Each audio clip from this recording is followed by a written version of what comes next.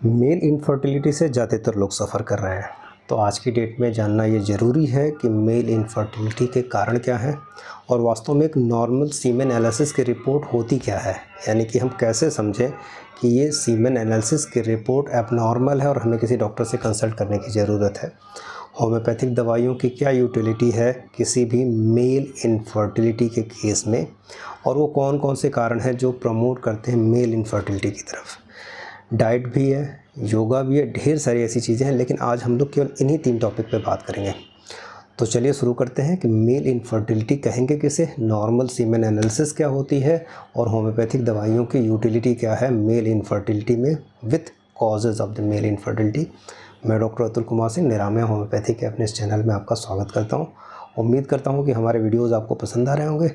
यदि आ रहे हैं तो लाइक करिए, शेयर करिए, और यदि अब तक आपने हमारा चैनल सब्सक्राइब नहीं किया तो ज़रूर सब्सक्राइब करिए ताकि फर्दर हेल्थ वीडियोज़ भी आपको मिलते रहें।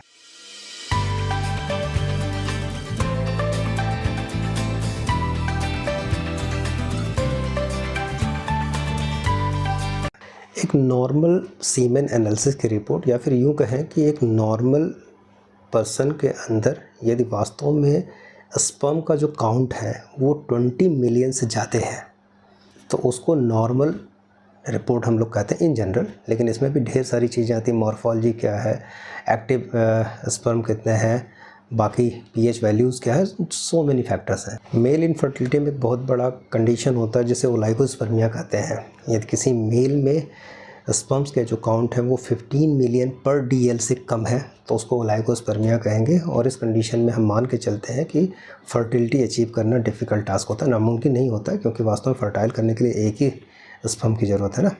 सो दैट्स वाई इस कंडीशन को ओलाइगोस्पर्मिया कहते हैं। और इसमें वास्तव में ट्रीटमेंट का एस्पेक्ट है, व्हाटसोएवर जो भी आप ट्रीटमेंट चुनना चाहें। तो जो WHO की रिपोर्ट बताती है कि एक नॉर्मल हेल्दी सीमेन एनालिसिस की रिपोर्ट कैसी होनी चाहिए और कैसे हम मान के चलें कि वो रिपोर्ट ठीक है और हमें किसी डॉक्टर के कंसल्टेशन की ज़रूरत नहीं, हमारे अंदर सीमेंस बन रहे हैं। तो जो WHO की रिपोर्ट बताती है उसके अकॉर्डिंग नॉर्मल जो सीमेन होता है उसका वॉल्यूम मोर देन 1.5 ml होना चाहिए, pH 7.2, मोर देन 7.2, ध्यान रखिएगा। pH बेसिक होता है। स्पर्म जो है वो 39 मिलियन पर इजैकुलेशन या इससे ज़्यादा। Morphology more than 4%, vitality more than 58% live sperm की। प्रोग्रेसिव मोर्टेलिटी है more than 32%। Total progressive mortality, non progressive motile more than 40%। Sperm का एग्लूटिनेशन नहीं होना चाहिए। Viscosity less than 2 cm after liquefaction. और ऑप्शनल इन्वेस्टिगेशन में बाकी ढेर सारे और भी क्राइटेरिया हैं जिसको हम लोग फॉलो करते हैं। ये WHO का क्राइटेरिया है जो एक नॉर्मल सीमेन एनालिसिस में आता है। अब ध्यान रखिएगा, एक स्पर्म में टेल, नेक एंड हेड होता है, ठीक है। जो टेल होता है वो मोटेलिटी देता है, जो हेड होता है वहाँ पे क्रोमोसोम्स होते हैं, और जो नेक होता है वो पावर हाउस है। तो ऐसे कंडीशन में यदि टेल भी छोटा होगा यानी मॉर्फोलॉजी ज़्यादा गड़बड़ होगी तो भी वो अपने डेस्टिनेशन तक नहीं पहुंच पाएगा। यदि नेक में कोई डिफेक्ट होगा तो नो डाउट इतनी एनर्जी नहीं रहेगी कि वो एक लंबा दूरी ट्रैवल कर पाए।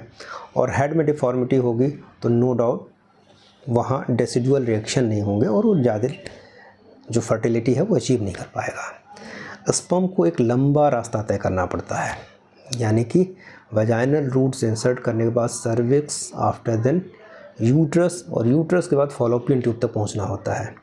कहने के लिए एक ही स्पर्म काफ़ी है डेसिडुअल रिएक्शन प्रोड्यूस करने के लिए, या फिर यूँ कहें फर्टिलिटी को अचीव करने के लिए। लेकिन नंबर इसलिए मायने रखता है क्योंकि 100% मॉर्फोलॉजी किसी भी सीमेन एनालिसिस में नहीं पाई जाती है। सो दैट्स वाई कुछ न्यूट्रल होते हैं, कुछ नॉन मोटाइल होते हैं, कुछ की टेल डिफेक्टेड होती है, कुछ का हेड डिफेक्टेड होता है। तो multiple of the morphological condition होती है जिसके अकॉर्डिंगली जो स्पर्म होता है वो कैपेबल नहीं होता है फर्टिलाइजेशन के लिए।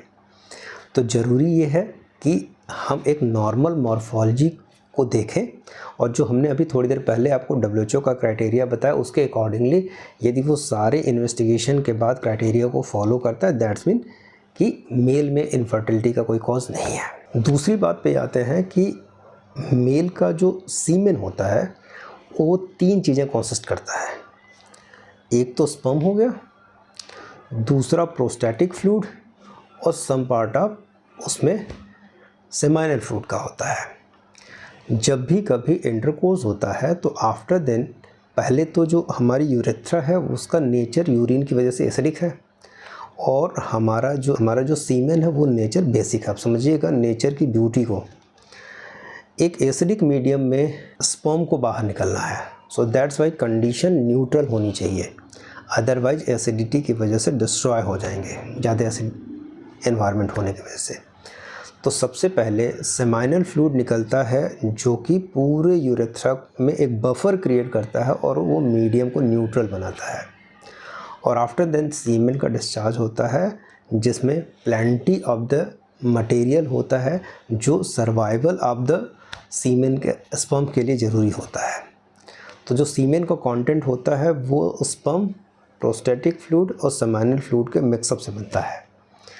इसमें से कोई भी यदि ऑर्गन प्रॉपरली काम नहीं करेगा तो नो डाउट जो सीमेन है उसके एनालिसिस या फिर सीमेन की क्वालिटी में चेंज आ जाएगा। एनवायरमेंटल कंडीशन, पेशेंट की जनरल हेल्थ, पेशेंट की मेंटल कंडीशन, कोई क्रॉनिक डिजीज़, कोई स्ट्रेस और ढेर सारे फैक्टर ऐसे होते हैं जो सीमेन की क्वालिटी को मैनेज करते हैं। सो दैट्स वाई यदि कोई पर्सन मेल इनफर्टिलिटी से सफ़र कर रहा है, इसमें 3 और भी चीज़ें ध्यान रखिएगा। टेस्टिस जो है हमारा वो हमेशा बाहर होता है क्योंकि बॉडी के टेम्परेचर से 2 डिग्री कम टेम्परेचर रखना पड़ता है, अदरवाइज स्पर्म डिस्ट्रॉय हो जाएगा। दूसरी चीज़, यदि मोस्ट ऑफ द लोगों में वैरिकोसील की कंप्लेन पाई जाती है तो भी वो सीमेन की मॉर्फोलॉजी को गड़बड़ करता है, स्पर्म की मॉर्फोलॉजी को गड़बड़ करता है। एपिडिडाइमल सिस्ट यदि हो जाए तो भी गड़बड़ करता है। किसी को हाइड्रोसिल यदि हो जाए तो भी वो इफेक्ट करता है। एनी हाउ कोई भी पैथोलॉजी यदि टेस्टिस या स्क्रोटम के आसपास होती है तो सीमेन की क्वालिटी को अफेक्ट करती है। इसीलिए बहुत ज़रूरी है, ख़ास करके वो बच्चे जिनको हम बार बार बोलते हैं कि स्ट्रेनुअस एक्सरसाइज करने वाले, वो थोड़ा सा इस बात को समझें कि हमने ज़्यादातर बच्चों, खास करके वैरिकोसील के बच्चों में देखा है कि वो मेजॉरिटी ऑफ द वो बच्चे होते हैं जो स्ट्रेनुअस एक्सरसाइज करते हैं। सबसे ज़्यादा प्रेशर पेल्विक फ्लोर पे आता है और वहाँ जो होती है इंगोजमेंट होने लगती है पैम्पनीफोर प्लेक्सस में। ये मेजर कॉज नहीं है बट ये भी एक कॉज है। सो दैट्स वाई ज़रूरी होता है कि अपने जेनिटल्स को सही तरीके से केयर करें, सारी चीज़ों को हार्मोनी में बनाए रखें और तभी जाके फर्टिलिटी को अचीव किया जा सकता है। बात आती है होम्योपैथिक दवाइयों की। मॉर्फोलॉजी को इम्प्रूव करने के लिए होम्योपैथिक दवाइयाँ लोअर पोटेंसी में चलती हैं। जो सबसे अच्छी दवा है वो नो डाउट एग्नेस कास्ट है, जिसको क्यू में आप ले सकते हैं। इसको आप 20 बूंद सुबह दोपहर शाम आधे कप गुनगुने पानी में लीजिए। ये काफ़ी हद तक मोटेलिटी और स्पर्म की क्वालिटी को इम्प्रूव करने में कैपेबल है। और दूसरी जो दवा है वो डैमियाना है। डैमियाना भी इसकी क्वालिटी को इम्प्रूव करती है। इसकी भी डोजिंग 20 बूंद सुबह दोपहर शाम है। इंडिकेशन दोनों के अलग अलग हैं, अलग अलग कंडीशन में ये दवाइयाँ यूज़ की जा सकती हैं। इसमें मेल इनफर्टिलिटी पे हर एक टॉपिक अलग अलग है। कॉज पे एक हम अलग वीडियो आपको बना के देंगे कि मेजर कॉजेज़ क्या हैं मेल इनफर्टिलिटी के। बीमारियों के बारे में एक हम अलग आपको वीडियो देंगे कि कौन कौन सी क्रॉनिक इलनेस और कौन कौन सी लोकल डिजीज़ होती हैं जो इनफर्टिलिटी को कॉज करती हैं। और तीसरा वीडियो मैं एक्सक्लूसिवली इस बात पे बनाऊंगा कि कैसे हम वो कौन से प्रोसीजर अपनाएं, कौन सा डाइट प्लान अपनाएं और कौन सी होम्योपैथिक दवाइयों को कंडीशनल तरीके से हम यूज़ करें, जिस तरीके से हम इनफर्टिलिटी को पूरी तरह से ठीक कर सकें। थैंक यू वेरी मच हमारे इस वीडियो में बने रहने के लिए। उम्मीद करते हैं आने वाले दिनों में मेल इनफर्टिलिटी के बाकी टॉपिक्स को भी हम कवर करके आपको ज़रूर देंगे। Thank you very much. Doctor Atul Kumar